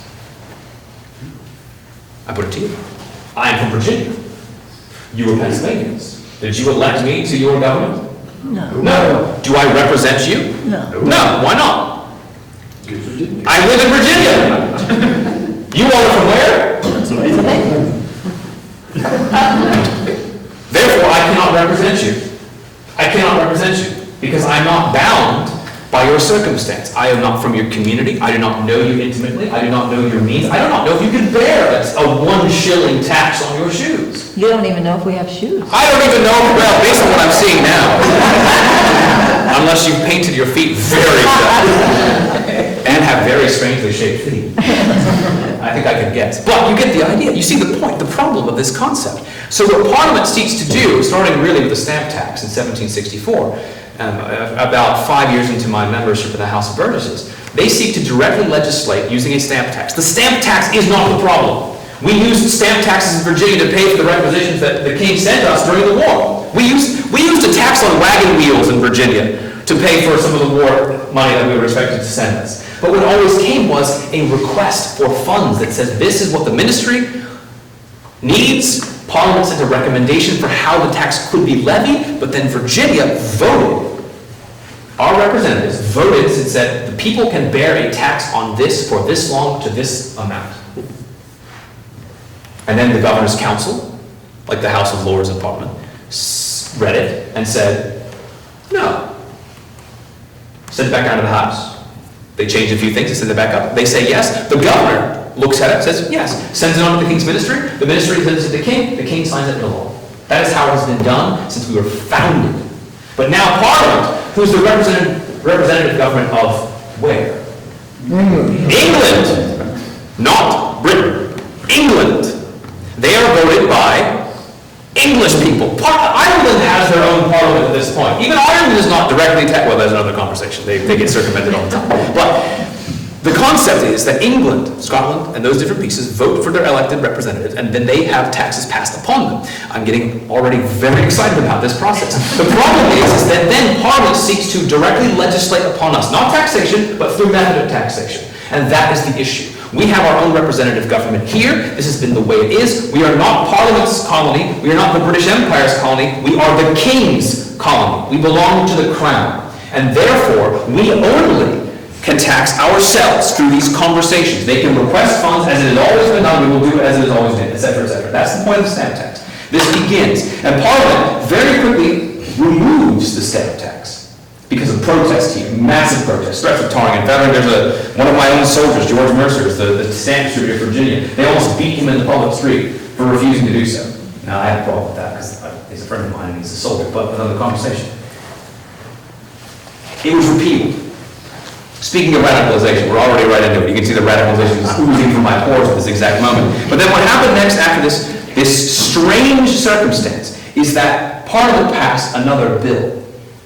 In the aftermath of the celebration of no more stamp tax, Parliament passed that they from this date forward had the authority to directly legislate upon colonies. Now in the British Empire we have an unwritten constitution made up of documents of law, common law, and a very important word, precedent. Once precedent has been set, it is nearly impossible to change it. And so the next few years occur. All the way down to the so-called Boston Tea Party, illegal destruction of private property by men pretending to be Mohawk Indians as if the Mohawk cared a whit about throwing tea into a harbor somewhere. And thus is the opinion that Virginians have in Massachusetts now. Slightly worse than that we have in Pennsylvanians. They're uncouth, radical vagabonds. And that's why Parliament passed the Intolerable Acts, because they thought that we would see Massachusetts and say, well, there's radicals there, we do not care. We have nothing in common, because it's been done. The colonies are all separate, as we've already joked about, but also true. Massachusetts and New York fought over where their border was. Open, armed conflict. Pennsylvania and Maryland, the same. Virginia and Pennsylvania, nearly beat the Blizzard of the Ohio Valley. Virginia's right, you got it. Congratulations. All of these things combined to show this disunity, and Parliament thought they could bring this to bear. Over time, repeated, continual involvement, and frankly, and I'm not saying that this is the case, but I believe it firmly. It appeared to me over the course of 10 years that Parliament, through the economy, through these legislative acts, through the continual, it was not just a legislative act that was then repealed, it was one thing and then another that continued to just poke and try to take more and more ground. That I became convinced by 1774, a year ago, that Parliament had a general plan to remove our rights as British subjects, to strip them away entirely, and that part of the King's ministry had been corrupted by this intention. or North and his cronies. To the point that our own allies in the House of Parliament had been removed from office. A continual degradation, and it was one thing after another, compounded by how I saw British officers treat me and other soldiers in the late war. This was not just a superiority of the soldiery, this was also inherent in parts of British society. That they looked down upon us. Why? Because we were not born in England. We were being treated as if we were a foreign nation, as if we were the French or the Shawnee or the Cherokee or the Spanish. There was a change in opinion and a continual attempt to remove our involvement as equals in the British Empire. And Virginia, we have always seen ourselves as equals. We're called the Old Dominion. Do you know why? Because in the English, Civil War, but it's actually a revolution because you cut off the king's head, the English did. In that war, Virginia refused to bow the knee to Parliament and Cromwell. We said we will support. We are part of England, but we are loyal subjects to the king. When Charles II took the throne, he called Virginia his oldest and most loyal dominion. We consider ourselves more English than the English do at times. We look at the backcountry, we call them wastrels and vagabonds, backwards and stubborn. My words. Why? Because they're Germans and Scotch-Irish. They're not English. They are not British. To find ourselves removed and treated as if we are a conquered people by those who we claimed to be our allies and our brothers. So when the Boston incident happened and they closed the port, not just closed the port, they removed the economy of the city, but they specifically then they suspended Massachusetts' charter. They effectively said, you are no longer British subjects, and if we treat it as if you are a foreign nation. Back to precedent. If they can do it to Massachusetts, because a handful of cowards threw tea into a harbor, what happens when William and Mary's students destroy public property in Williamsburg? Which, believe you me, it will happen. The college is not known for discipline. That's why we didn't send my wife's son there. There's never to King's College in New York. There's a fence around it to keep everybody out and them in. It worked out very, very well. But if that were to happen, they could close the Chesapeake Bay. And so what Parliament did, unintentionally, seeking to exploit the divide amongst us, they unified us, because suddenly the cause of Boston becomes the cause of America. Because Virginia, who has nothing to do with Boston, I would rather spend time with a Pennsylvanian or a South Carolinian than I would ever spend with a Massachusetts. Why? Because you are decent, civilized people. Massachusetts, no one here from Massachusetts, are you? Thank goodness for that. Massachusetts they are different, and I jest, obviously, but you must understand they are different culturally, religiously. They have nothing in common with us. Nothing whatsoever. I'm getting excited again. I'll sit down. Nothing in common. But what immediately came to be is what is the similarities is they are still British subjects. Even if I do not agree with them, they have the same rights that I do, that the English do. Why? Because we serve the king. I served the king. I fought for the king. I watched men die. I sent men to die. I took life with my own hands for the king. I watched families destroyed, children destroyed, entire communities ravaged by conflict for the king. And here is Parliament circumventing all of that and saying, no, no more. Well, Colonel. I'm not sure how I got radicalized with all of that. There's no connection in my mind at all, I suppose. Well, you drew the connections very well at the end. I mean, the colonies started to come together. You were at the center of that. They have come together. And they had come together in a variety of ways. But one of the ways was congealing around some of the things that you had introduced, both in economic and political ways to resist Parliament's actions. And these things prepared you. You would not be in the position you are without these experiences. They certainly would not have picked, or they may not pick you, but they wouldn't pick you at all if you had not been, quote unquote. That's true. No, all these things have come together. You know, I do not seek military appointment, nor do I seek, frankly, political appointment. Not these days. When I was younger, yes, ambitious, all those things.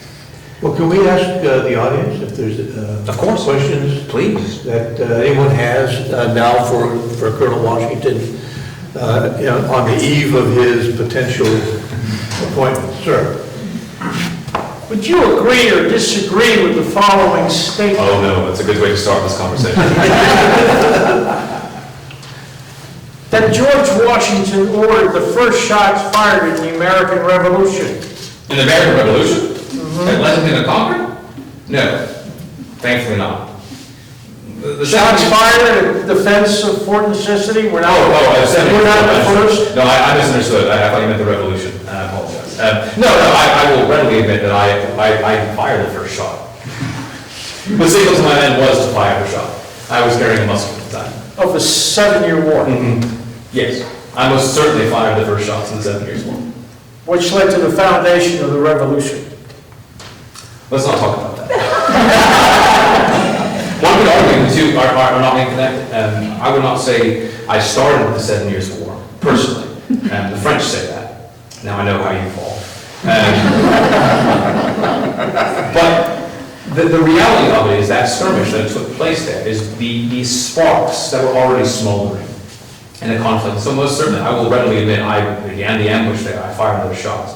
And have they led to this current circumstances? One could, I suppose, draw that parallel. The imbalanced empire from that war to this one. Parliament seeking these actions and control from one to the next. All these things come together to point to this path forward, the economics, the circumstances, my own experiences, my familial connections. I don't know that I like taking the blame for both wars. I can certainly understand your potential argument. We have another question. Yes, Colonel Washington, sir, as the Congress over in Philadelphia considers who to lead a possible army, you mentioned your experience in how British regulars were loyal to the king and fought for the king. Who would you see this new continental army? Who would the leader of this army follow? Who do they take orders from? What's that relationship with government? Which governments? Well, you're dealing with an army, obviously you understand command is necessary. And in my experience to this point, whoever is made commander-in-chief of this new continental army that is is formed outside Boston, which is made up primarily of minutemen and militia from the New England area. There have been discussions over who that person might be, what those qualities must be in an officer. Then we've considered Charles Lee, who's a great soldier who fought all over the British Empire, who fought with us at Monongahela. I think he will not be considered long because he was born in England. Frankly, two can play that game. Horatio Gates has been considered, another soldier who was at Monongahela. John Hancock of Massachusetts, a very experienced soldier.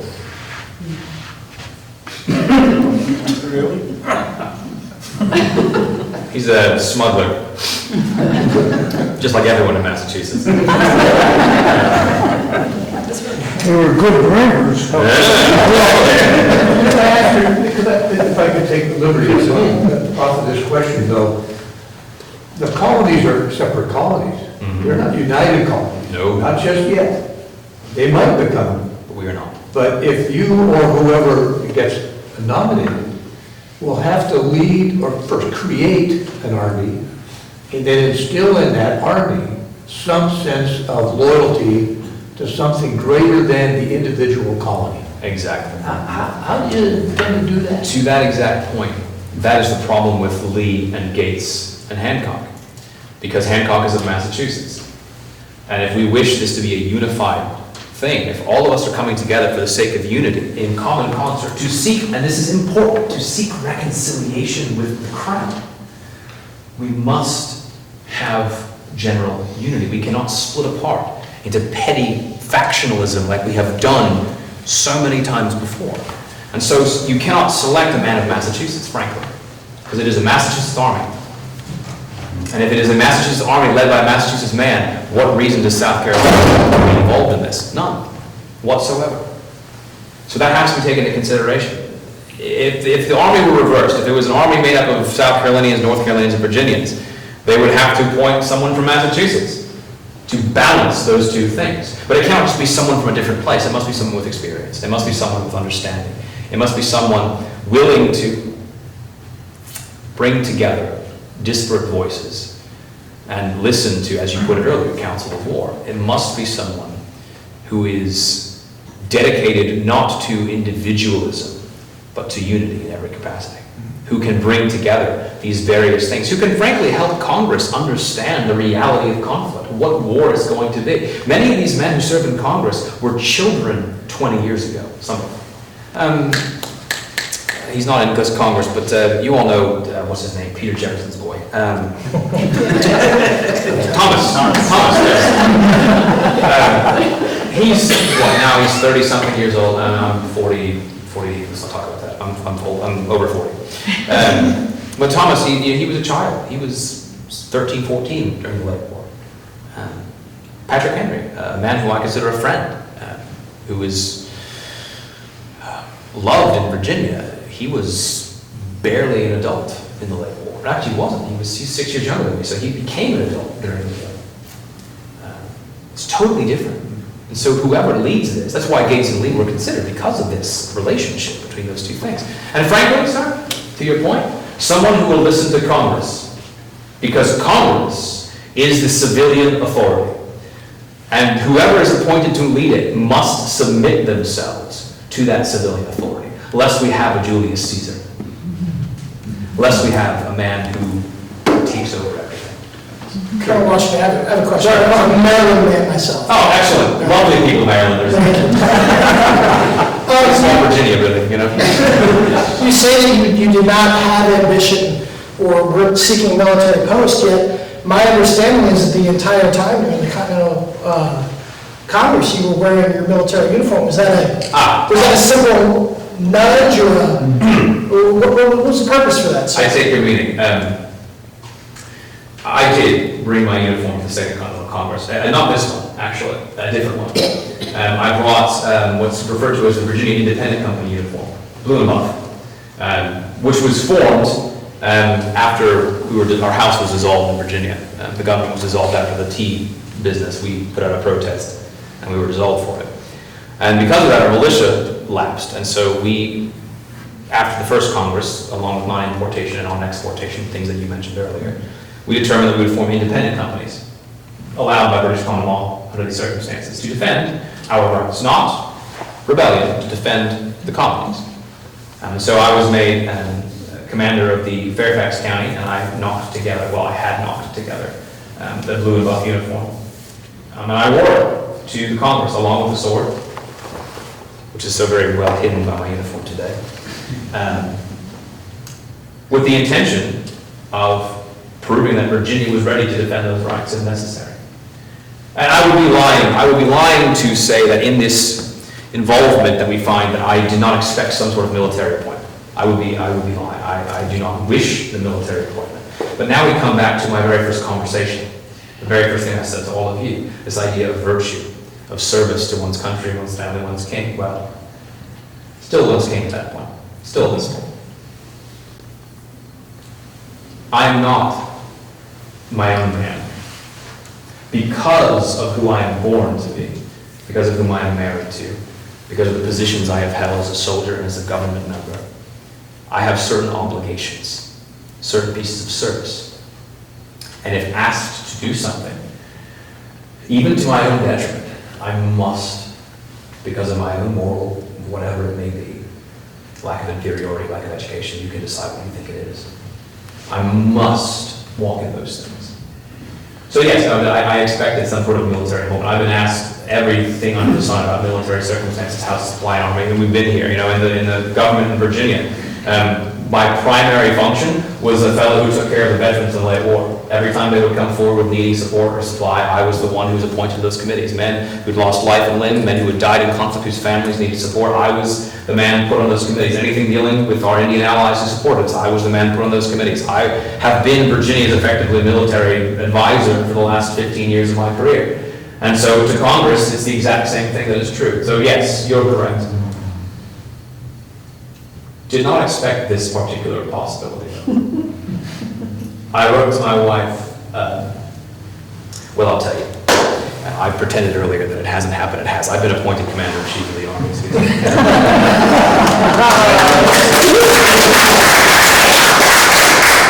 Thank you. Don't tell my wife. But that's the point. I wrote to her a few hours ago. I told her that, effectively, this is a bit of a paraphrase, because it's none of your business. I told her that the thing that we had discussed as a slight possibility had occurred. That I do not find myself equal to the task. It's the same thing I told Congress. But that I will accept the post and do everything I possibly can in its endeavor. Did I expect it, sir? I don't know. Maybe so, maybe not. But now that it is offered, it is my responsibility. And I told her I'd be home by Christmas, so. You're not the last soldier, I believe. That's right. It happened once before. I got back by Christmas Eve. It was perfect. And we got married. It was wonderful. I can't imagine there will be any reason why I wouldn't be home by Christmas. I have a question for both gentlemen. Yes. General Dubik, you have a storied career yourself, 37 years on active duty, Corps Commander. You fought in combat, led in combat. What advice would you give a young junior officer, such as the young George Washington, whether it be a member of your command or in a schoolhouse setting, to develop into from a tactician to a strategic leader? And the question I have for Colonel Washington is, how does character play in the development, not only of your career, but also of the men that you led under your charge? General, do you wish to start that, or should I? Well, I expected to ask the questions. Oh. Well, then you can think about it for a moment. I'll answer two ways, Scott. First, to trigger, Colonel, what you had said before, this councils of war business. Listen to others. Trust your own judgment, but listen to others first. Listen with an open mind. You'll have subordinate generals. All of those generals will have had experiences that you have not had, but none have the responsibility you have.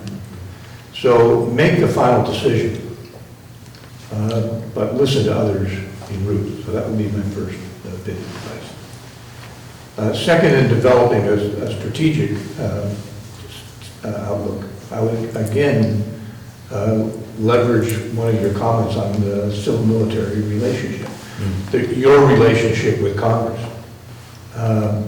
To keep the perspective of the soldier always in mind, the responsibility you have to your soldiers, your subordinates, their families, to keep that in one hand always in front of your face, but also the responsibility to the nation and the civilian leadership on the other side. If you want to have a strategic perspective to guide you however long this war may last, you need both of those perspectives. You cannot judge solely on military concerns. You must judge on military concerns and political concerns as well. I think, thank you.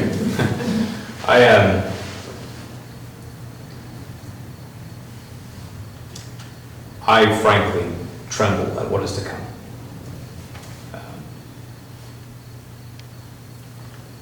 It is not to be overlooked that 20 years ago, this summer, July 1775, I stood at the Monongahela alongside the man that I'm about to take up an army that is about to face. Thomas Gage. Brothers in arms, men who have fought together, and I'm about to turn against a man who I consider my brother.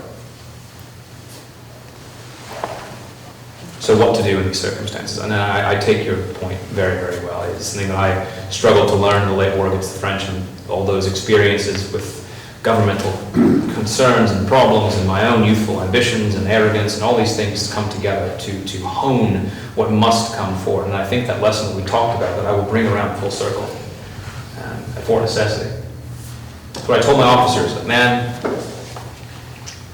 A man was caught. They were playing cards together, and he was cheating at cards. An officer with other officers.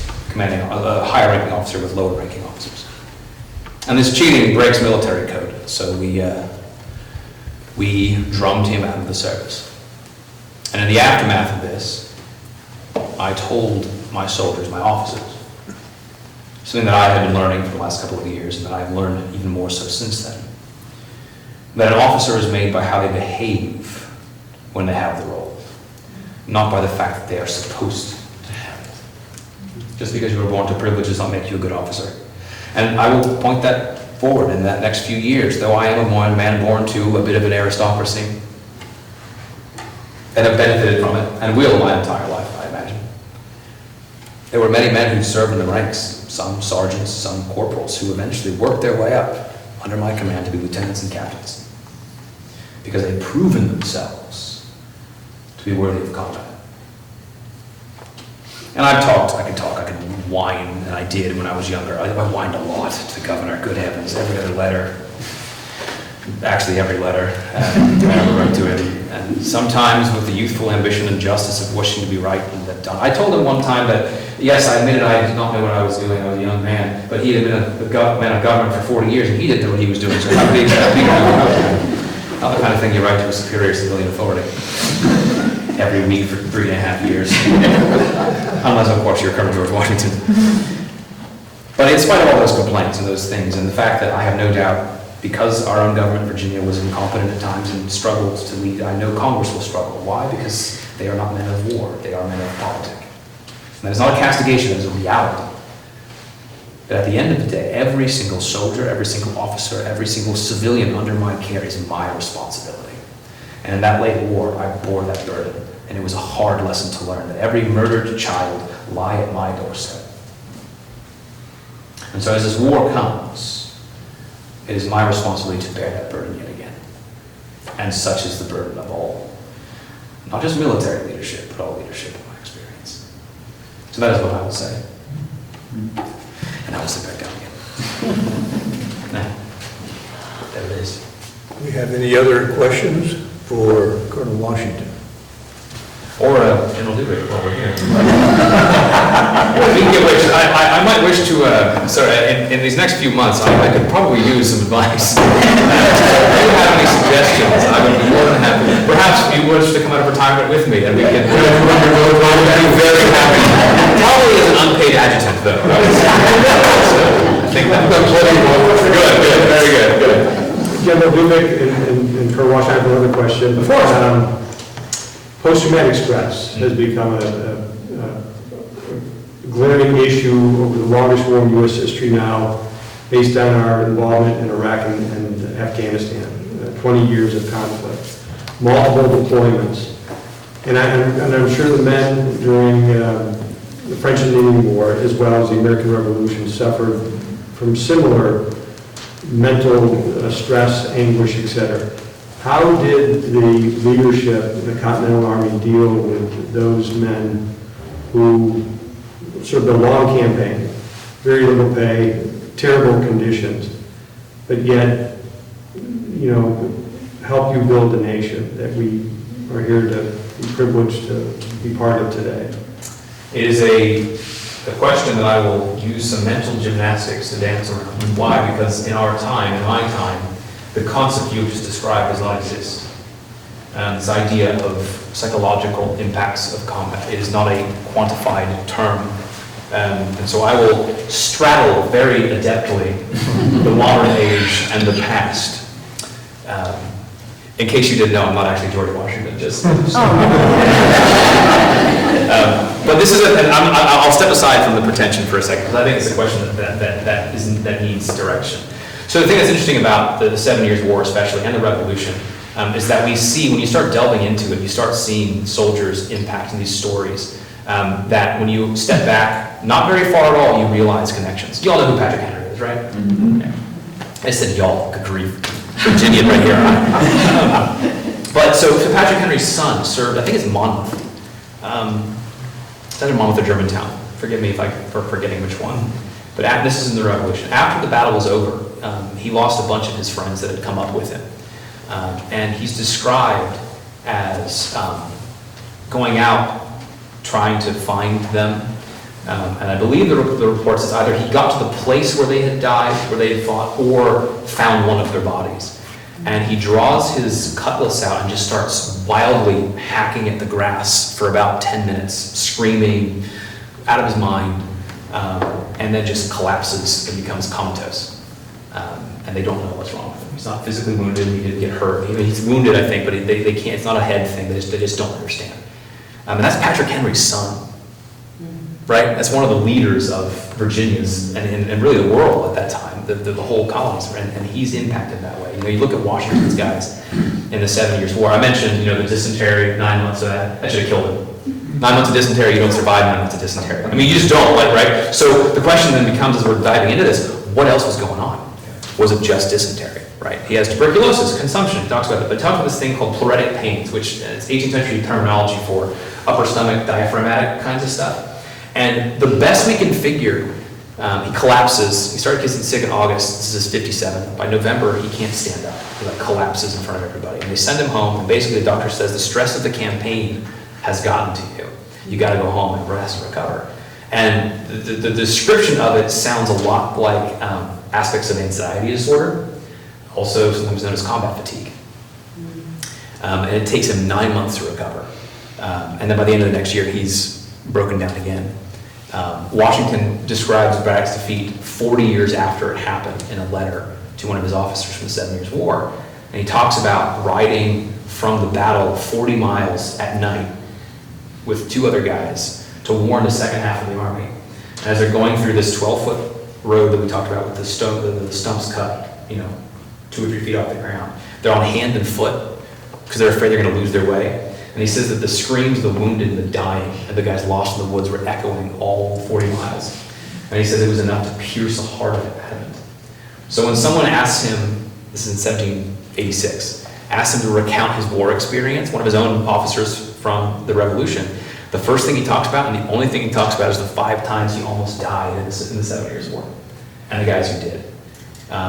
And you look at his officers, George Mercer, struggles after the war's over, ends up, as far as we can tell, dying in a mental hospital in England.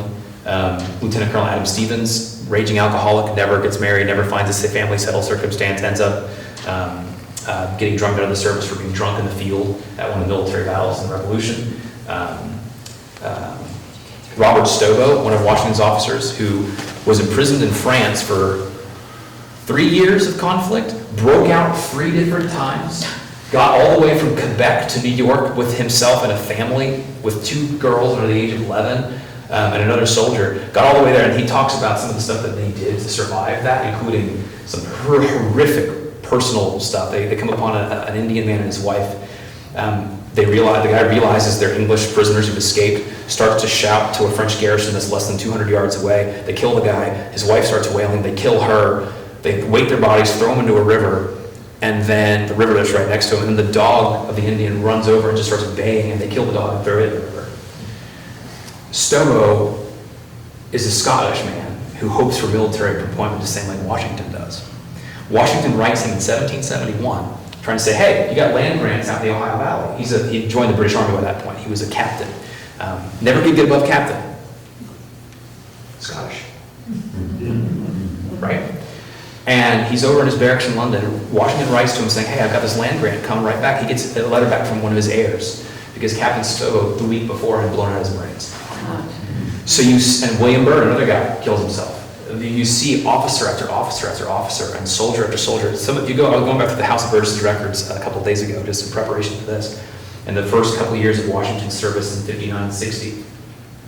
And they're talking about men who've lost all fingers in their hands, guys who've had knees taken off, legs that have lost families, who've lost family, one after another after another. The physical, but also as we delve into it, the psychological impact is everywhere. And the sad thing is, they don't know what to do about it. They have no understanding of what to do. Look at Washington. He's showing signs. I'm not saying he has PTSD. I'm not going to go that far. We don't know, right? We don't have him talking about flashbacks, these kinds of things. So we can't make that historical leap. But it impacted. What man sees combat and does not impact it, right? Some of the stuff Washington talks about seeing and being involved in the 7 Years' War, I won't relate here because they're horrific stuff. And he ends up in a stable situation with a very strong person, his wife, who was with him. You ready for this? 8-year war, revolution, right? 8 years. You know how many calendar years Martha Washington was with him during that war? 5. 5 years of the 8-year war, Martha Washington is in the military camps with him. And his officers write that they liked it when she showed up because the general becomes a different man. He calms down. She brings him stability. And you see that same circumstance. So it's not really a satisfactory answer from the 18th century because they just don't understand it. It's kind of this concept of, well, it is what it is. You struggle through, you get through, you fight through, you figure it out.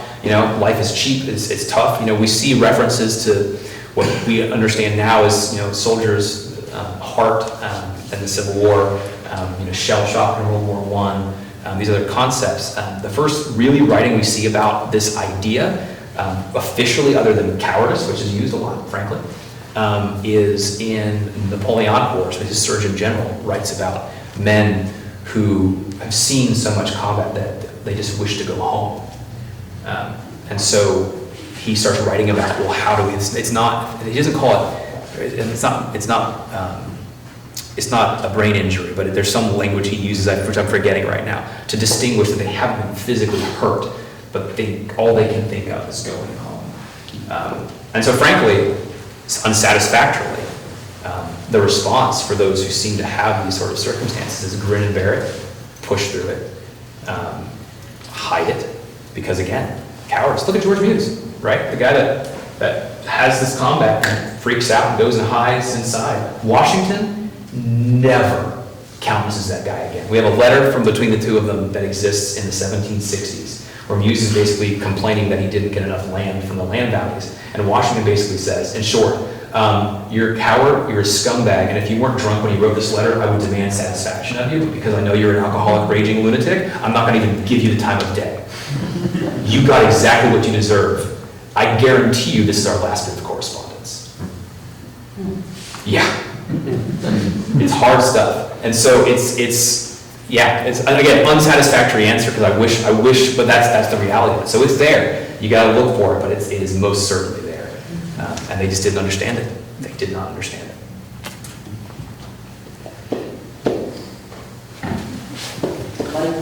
One more question. We have time for one more question. Yeah, anything else? I'll be fast, I promise. This is unrelated to warfare, but it's something you said struck me that I've never heard described this way, is that taxation without representation. I mean, I've read that, a lot of parliaments, like send people over to represent you, you'll just get, they were going to get outvoted anyway, but that's the problem. So, but this was more about the fact that they were lacking representation. They were always represented in their own colony. Correct. So the taxation without representation wasn't related to the parliament, it was related to their actual own colonial body. They're effectively, so what Parliament's doing is they're effectively circumventing the established by charter government structure of the colonies. So every colony, whether it's Massachusetts, Pennsylvania, Maryland, Rhode Island, India, Quebec, Spain, they all have some system of representative government that's formed. And so Parliament, by directly legislating on the colonies, they're circumventing the established governmental authority that had been in place for some cases over 150 years. So it's not just a simple matter of send someone to Parliament. And the argument is actually made, the Parliament says, we virtually represent you. Right. Because we have farmers and merchants in Parliament. But they're all going, that doesn't do us any good, because you're English farmers and English merchants, not Virginia farmers. We've got our Virginia farmers in our office. They can tell us what's going to happen. And so yeah, it's a thing it's a nuanced bit that gets overlooked a lot, which is true of a lot of the 18th century stuff. You know, we tend not to look at, we're able to get kind of a short brush stroke. It's hard to dive into the minutia sometimes, because I mean, how much time you got? We got to cover 250 years. Imagine living over in like Turkey and having to cover like 5,000 years, right? Imagine that. But I mean, we cover 250 years of our continent. If we were to go back further and try to deal with, you know, all the various American Indian peoples who were living here for tens of thousands of years earlier, that's the kind of scale that we're dealing with. And so, but it's so easy to lose these minutia and these little nuanced pieces. And that's a fundamental argument. It's actually the fundamental argument that Washington himself makes of, we have our own government here. That's answers to the King of England. Why would we give it up for another governmental body to tell us what to do? We've already got our government. Shove off. Is basically what it comes down to. Yeah. Great question. Great realization. I realized it about a year and a half ago. I went, whoa, that changes a lot. And kind of broke my mind a little bit. I'm still trying to figure out how to do it. But yeah. You know, it's hard to say goodnight. And I have to say, it's hard to say thank you, Daniel Cross, because I'm with George Washington tonight. And General Dubik, thank you for your insights, because what we wanted to do tonight, and we absolutely accomplished it, is illuminate the human drama of conflict and war's impact on the human soul. And through your questions and the answers and responses, you know, this is what we need to understand when we commit our young men and women to war. And in addition to all that, this was an incredible education on citizenship. And it's about self-sacrifice, serving your nation, whether in uniform or out of uniform. But I think it's a valuable lesson, and so thank you for the history lesson tonight. And I would just ask that, I do have to point out, I would like to recognize two other individuals. Mrs. Sharon Dubik for providing that stability for your husband.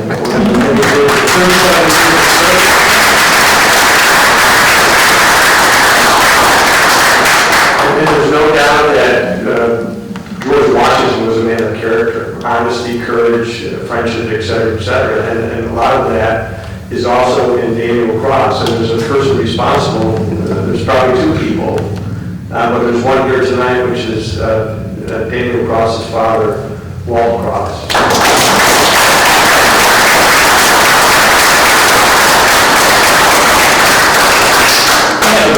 I guess, you know. So this is a journey that we're inviting all of Carlisle and surrounding communities to join us on for the next several months. And so again, I would ask that you share your experience tonight with your friends, colleagues, and neighbors. We will be doing this again tomorrow, and I am absolutely privileged and honored to listen again, because I'm sure maybe totally different. And I would also like to advertise, following this wonderful discussion, tomorrow night's discussion, we're followed by Dr. David Preston on Wednesday and Thursday morning. Dr. Preston is an award-winning author of Braddock's Defeat, and recently published a book,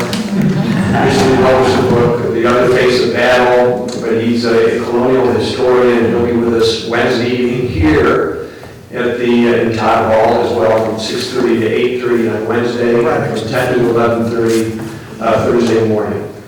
So again, what we're trying to do is establish the nature of war, and to give the American people an understanding of what war is. And so we can better understand the consequences of war and hopefully better serve our young men and women who are serving in uniform, and those who are not serving in uniform but still serving in a capacity to support our young men and women. And lastly, I want to thank Sean Gladden and his entire staff here at the Cumberland County Historical Society. Sean's in the back, for allowing us to use this wonderful facility throughout the symposium project. And so, Sean, thank you very much.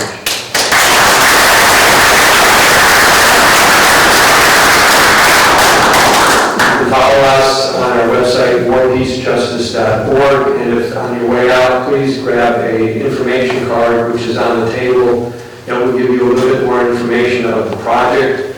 And again, please join us in the future. God bless you all, and thank you for attending tonight.